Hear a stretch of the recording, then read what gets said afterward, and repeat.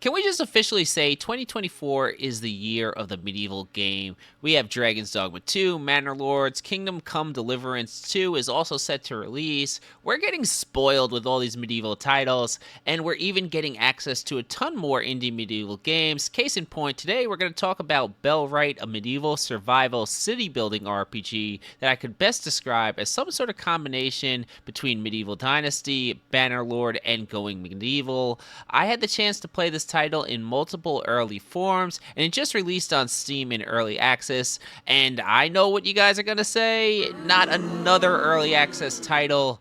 Oh man, we're sick of those things. But in today's market, early access to me, that means the game is released. So today I'm going to try to help you guys figure out if you'd like Bellwright and if it's worth your money.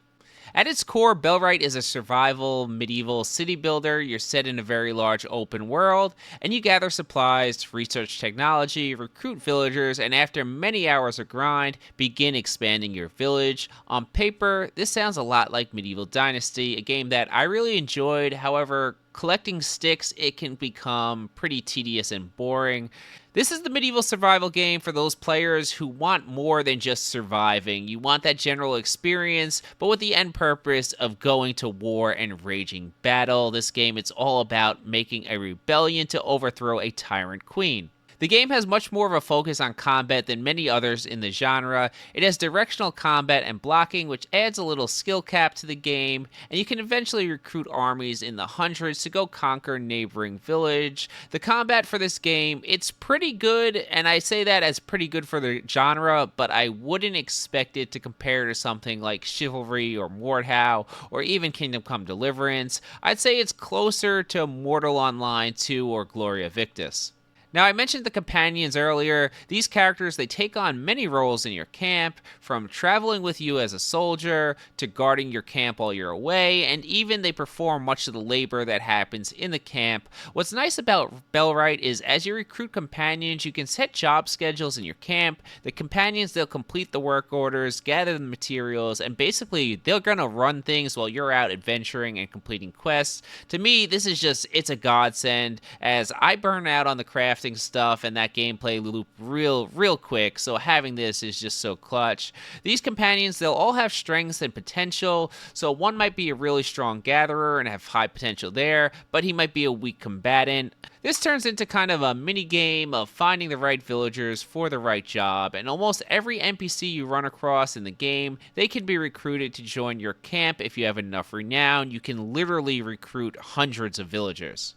Now, the map you're playing on, the world, it's pretty damn impressive. It looks decent visually, too.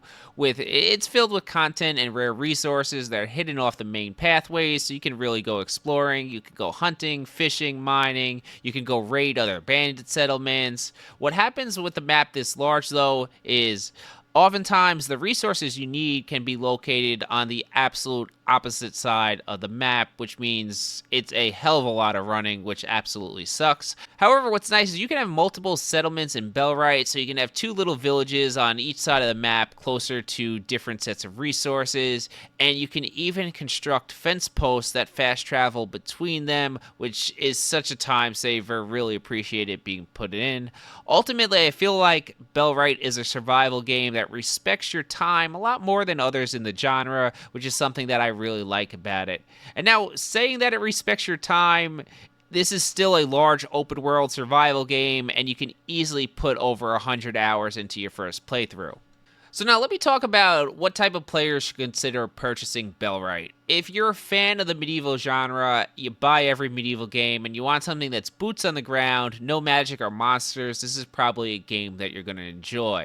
If you've always liked the idea of survival games, but you found them too grindy and boring, this is one of the ones that's a little bit more respectful of your time, and as it has more of a combat focus and purpose, it makes it less about gathering and more about accomplishing a goal of taking over a kingdom.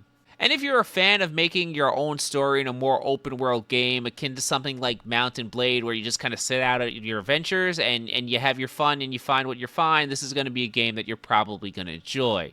That being said, this game is not for everyone, and these are the people who probably won't enjoy Bellwright. The game, it's indie and it's early access, meaning that the animations, they're not going to be beautiful. It's not going to look like Hogwarts Legacy, let's put it that way. You may occasionally see animals where they shouldn't be, and if you're on a low-end PC, you may suffer from some poor performance. It's also the type of game where if you don't like spending 10 to 20 hours to get to the more fun parts, it's probably not for you. It's kind of like Bannerlord, where you need to grind your army in gold before you get to the fun of the massive battles. There's definitely a time investment until the game opens up and becomes more enjoyable. It's also probably not a game for the people who get home from work real late and like, hey, just tell me what to do. I have an hour of gaming. You're not going to really expect to be guided here. While the game does have quests, I wouldn't describe them as overly informative or fun. For the most part, the fun is had outside of the questing format. Alright guys, I hope this brief summary of Bellwright helps you make a decision on if the game's for you. I am enjoying it quite a bit, and I hope you found this video helpful, and if you do, consider subscribing.